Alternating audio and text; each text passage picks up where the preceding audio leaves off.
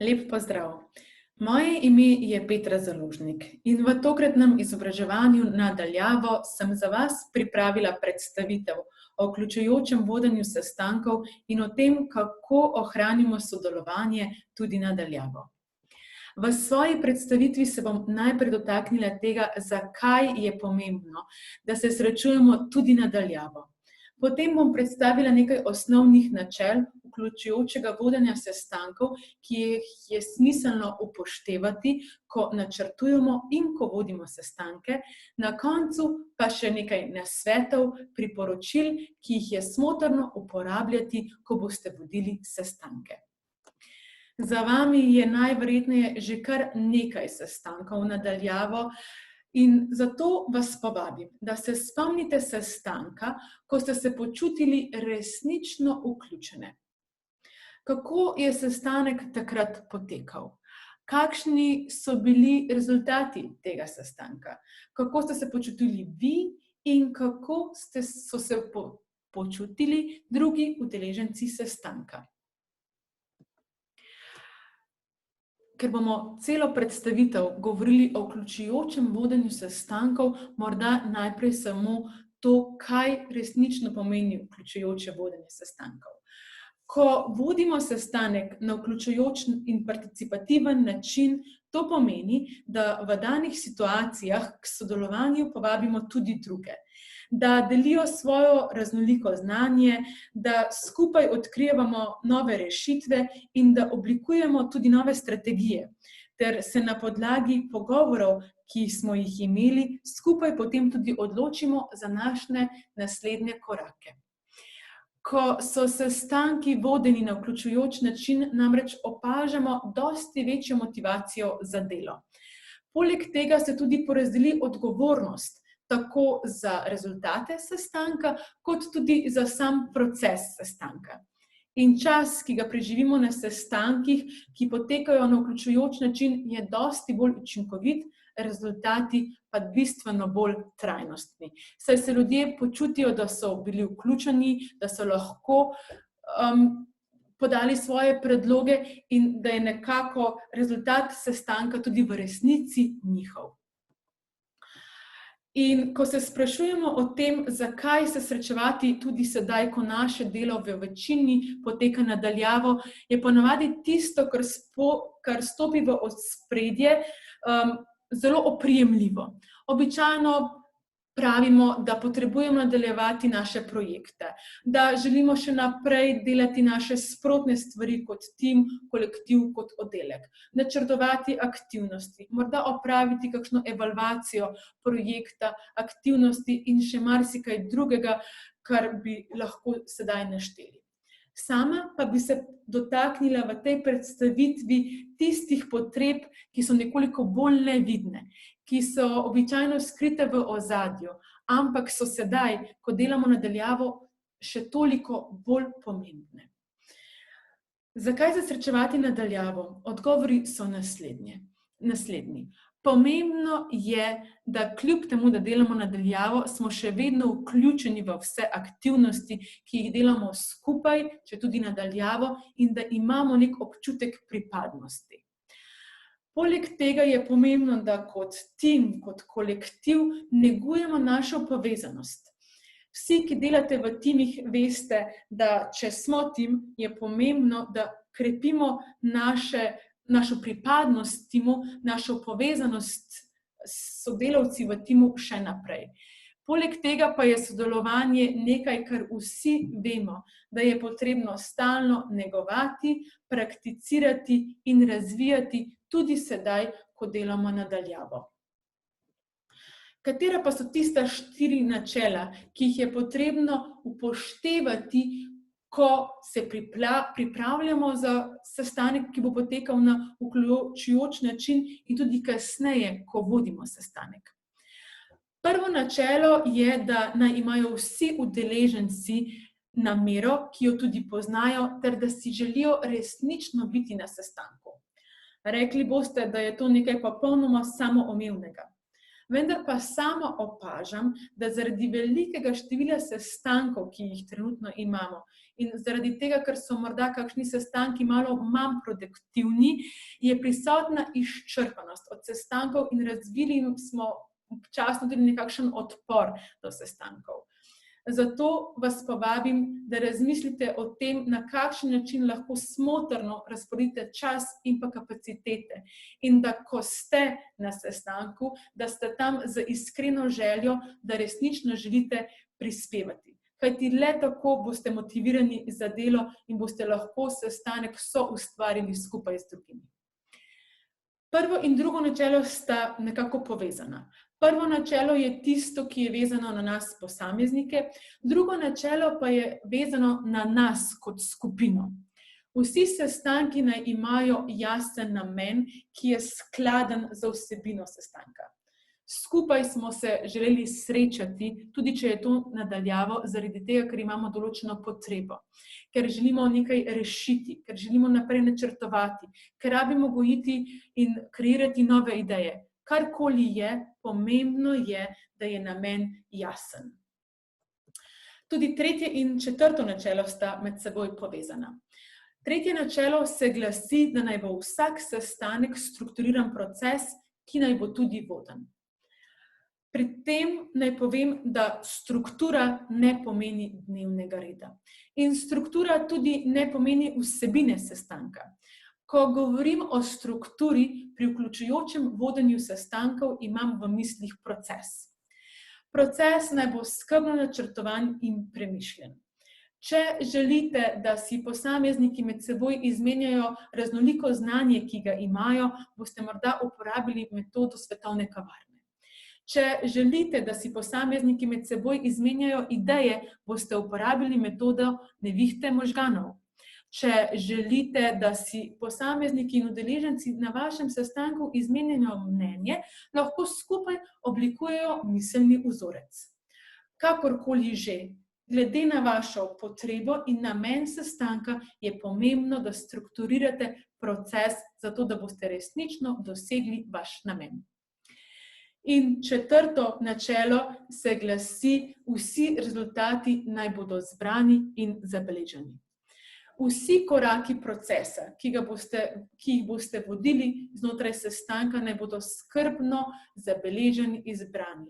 Vse ključne ideje, morebitna vprašanja, aha momenti, uvidi, nove ideje, poskrbite za to, da bodo vidni vam in vsem udeležencem. Zakaj je to tako pomembno? Zbrani in zabeleženi rezultati služijo kot nek kolektivni spomin skupine, ki ga boste lahko uporabili tudi na naslednjem sestanku. Poleg tega nam zbrani in zabeleženi rezultati pripomorejo k temu, da bodo naše odločitve na koncu sestanka dosti bolj učinkovite, morda tudi trajnostne, saj bomo videli, o čem vsem smo se pogovarjali znotraj sestanka. In zbrani in zabeleženi rezultati nam omogočijo tudi to, da o določenem problemu, izzivu ali pa ideji, ki jih imamo, razmišljamo bolj odprto, ker vidimo vse zbrane možnosti, ki jih imamo na enem mestu in morda prav zaradi tega dobimo neke nove poglede, neke nove povezave v povezavi z temo našega sestanka. To so 4 načela, ki jih je zelo pomembno upoštevati tudi v procesu načrtovanja sestankov. Predstavila vam bom predlogo za načrtovanje sestankov, ki potekajo na vključujoč način, ki jo seveda lahko uporabite tudi sami. Sama, ko načrtujem sestanek, si vedno zapišem datum sestanka, časovni okvir, od kdaj do kdaj bo sestanek potekal, lokacijo oziroma spletno mesto sestanka. Potem pa si vedno zapišem namen sestanka v nekaj točkah. Kako zapisati namen sestanka? Namen sestanka vam bo bistveno lažje zapisati, če boste razmislili o potrebi, ki jo imate. Se pravi, zakaj se želite na sestanku srečati skupaj z drugimi. Včasih pa nam je namen sestanka tudi lažje zapisati, če naredimo razmislek o tem, kakšne rezultate sestanka si želimo videti na koncu sestanka. Če želimo, na primer, izbrati 3 najboljše ideje, ki nam bodo omogočile nadaljevanje projekta, je potem to lahko namen sestanka. Potem pa od koraka do koraka skrbno načrtujem čas in pa posamezne aktivnosti znotraj sestanka. Ko vodim sestanek na vključujoč način, najprej vedno pozdravim udeležence sestanka in predstavim namen sestanka takoj na začetku. Potem predstavim tudi nek časovni okvir, kako bo sestanek potekal, in v primeru, da sestanek poteka na daljavo, tudi povem tehnične podrobnosti sestanka. Se pravi, da se utišajo mikrofoni, da se morda komentarji pišejo v klepet, kako se opozorimo v primeru, da ne sledimo več poteku sestanka, in ostale stvari, ki so tehnične narave, ampak so ključnega pomena, da bo naš sestanek na daljavo potekal učinkovito za vse. Potem običajno sestanek nadaljujem z povabilnim vprašanjem, nekakšnim prijavnim krogom, ki bo udeležencem omogočil, da resnično prispejo na sestanek in da se lahko osredotočijo na delo in povežejo tudi z namenom sestanka, ki ga imamo. Povabilno vprašanje je lahko, na primer, kakšna so vaša pričakovanja v povezavi s sestankom? Na katero vprašanje si želite dobiti odgovor? Ali pa s kakšnim rezultatom želite oditi iz tega sestanka? Potem si vzamem čas, da skrbno načrtujem osrednji del sestanka in razmislim o tem, katero metodo, katero vprašanja in kakšen bo časovni okvir osrednje aktivnosti, ki mi bo najbolje omogočil to, da resnično dosežem rezultate sestanka. Ko razmislim o metodi, potem razmislim še o tem, na kakšen način bom beležila rezultate sestanka, ali jih bom beležila sama, ali bom k temu povabila kakšnega izmed mojih kolegov, oziroma včasih povabimo tudi več kolegov, da nam pomagajo beležiti rezultate sestanka. Prej sem omenila nekaj metod, kot je svetovna kavarna, kot je nevihta možganov, kot je miselni vzorec. Vse te metode lahko izpeljete tudi na daljavo. Na koncu oziroma proti koncu sestanka je seveda logični korak to, da se dogovorimo o naših sklepih in tudi naslednjih korakih, ki jih bomo naredili skupaj zaradi pogovora oziroma zaradi mletja idej, ki smo jih imeli na sestanku. Zato povzamemo naše naslednje korake in se dogovorimo tudi o tem, kako bodo zapisani rezultati sestanka. Bodisi boste delili miselne vzorce, ki so bili oblikovani na sestanku, morda je bil to Googlov dokument ali pa kakšen drug način zapisa glavnih ugotovitev in glavnih zaključkov in pomembnih idej sestanka. Na koncu pa naredimo še odjavni krog. Običajno postavimo vprašanjem, ki bo udeležencem omogočilo, da bodo tudi sami nekako naredili krajši razmislek, morda samo v enem stavku, o tem, s čim odhajajo se sestanka v kontekstu spoznanj, v kontekstu nekih razmislekov ali pa morda samo o svojem naslednjem koraku, ki ga bo naredili po sestanku. In seveda zaključimo z zahvalo udeležencem za to, da so bili prisotni na sestanku in da so delili svoje znanje, ideje, čas in pa modrost, ki jo imajo. Zelo velikokrat me udeleženci ali pa kolegi vprašajo: Petra, povej, kakšni so neki nasveti in pa triki, ki jih lahko uporabimo, ko vodimo sestanke na vključujoč način. Prvo priporočilo, ki ga vedno podam, je še posebej, ko vodimo sestanke na daljavo, da oblikujemo nekakšen dogovor o sodelovanju in razmislimo o tem, kako bomo ustvarili varen prostor za pogovor. Sedaj, ko sestanke vodimo na daljavo, je to še toliko bolj pomembno. Včasih imajo naši udeleženci izključene kamere in dejansko ne vidimo, kaj delajo, ali so resnično prisotni, ali delajo kaj drugega. Morda imamo tudi občutek, da govorimo samemu sebi. Zato je pomembno, da na začetku, potem, ko predstavimo namen, časovni okvir in pa tehnične podrobnosti o sestanku, predstavimo, na kakšen način povabimo udeležence k temu, da bodo sodelovali na sestanku. Morda je to lahko zgolj za osnovo to, da resnično poslušamo in da govorimo z namenom, torej da govorimo takrat, ko imamo resnično nekaj zapovedati in bo to prispevalo k rezultatom sestanka. Vkolikor želite, lahko k dogovoru o sodelovanju povabite tudi vaše udeležence sestanka. Če pa za določeno skupino delate kot vodja daljše časovno obdobje, je morda smotrno, da krajši sestanek posvetite prav tem, na kakšen način boste v naslednjih dneh ali tednih delali na daljavo in kako si želite sodelovati na sestankih. Ko vodimo sestanke na daljavo na vključujoč način, je pomembno tudi to, da se zavedate spremembe v dinamiki in pa tega, da čas morda teče nekoliko drugače.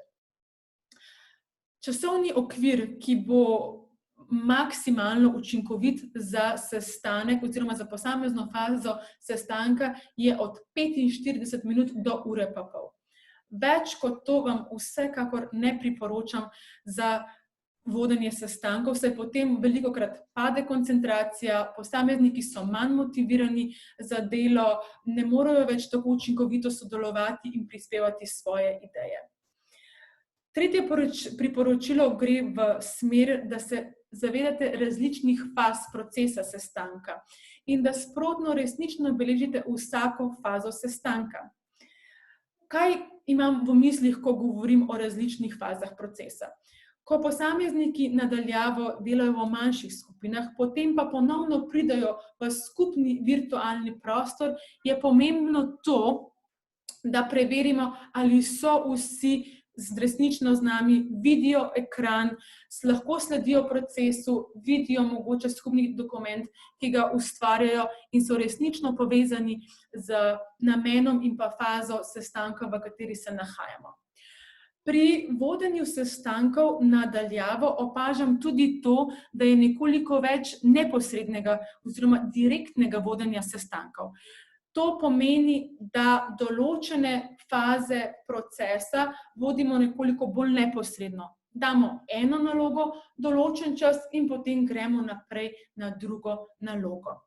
In tudi večkrat povabimo udeležence, če lahko prispevajo poimensko. Ne čakamo na to, da se javijo sami, saj je lahko to včasih časovno zelo zahtevno. Povabim vas tudi k temu, da ste pozorni na to, kako se spreminja vaša klima in pa kultura sestanka, ko delate na daljavo. Sedaj, ko delamo od doma, delamo obkroženi tudi z drugimi dogajanji, ki so naokrog nas in morda tudi kateremu izmed vaših kolegov ni prijetno oziroma delo na daljavo doživlja kot nekakšen izziv. Zato, če mislite, da je smotrno, se o tem tudi pogovorite in poskusite najti skupno rešitev, da bo podporna in dobrobitna za vse. In zadnje priporočilo in nasvet gre še na tehnično podporo in pa uporabo aplikacij, ki jih uporabljate, zato da vodite sestanke na daljavo na vključujoč način. Za srečevanje lahko uporabljate aplikacije kot so Zoom, Skype, Slack, Jitsi, Meet, Teams, BlueJeans, morda pa imate že razvito interno orodje, ki vam pomaga k temu, da lahko sestanek vodite na vključujoč način. Za beleženje rezultatov pa lahko uporabite aplikacije kot so Googlovi dokumenti, Mural, Mindmaster, Miro, Storyboard in pa Mentimeter, ki ga verjetno vsi poznajo. Obstaja pa še veliko drugih spletnih aplikacij, ki vam omogoča, da na učinkovit način beležite vsak korak procesa. In za konec še zaključna misel. Vedno, ko vodimo sestanek, se kot vodje odločimo o tem, na kakšen način želimo, da se naši udeleženci na sestanku srečajo. Ko vodimo sestanek na vključujoč način, imejmo v mislih to, da ni pomembno samo, kaj delamo, ampak tudi, kako delamo. Da je naša namera o vključujočem vodenju resnična. Da se zavedamo tudi tega, da smo sami postavljeni v nekoliko drugačen položaj ki dopušča več možnosti sodelovanja drugim. In da razmislite o tem, da so majhni koraki včasih tisti, ki resnično štejejo. In morda boste že jutrišnji sestanek začeli z povabilnim vprašanjem. Predstavili namero sestanka, se dogovorili skupaj o tem, na kakšen način želite delati, boste proces samega sestanka oblikovali nekoliko bolj vključujoče, skrbeli za to, da bodo rezultati sestanka resnično beleženi in pa potem poskrbeli tudi za to, da boste za povabilnim vprašanjem omogočili udeležencem, da odidejo s sestanka z svojo zaključno mislijo. Hvala vam za vašo pozornost. Spodaj pa imate tudi pripeto povezavo o dodatnih gradivih in pa virih, kjer si lahko preberete več o vključujočem vodenju sestankov. Vse lepo in dobro vam želim še naprej.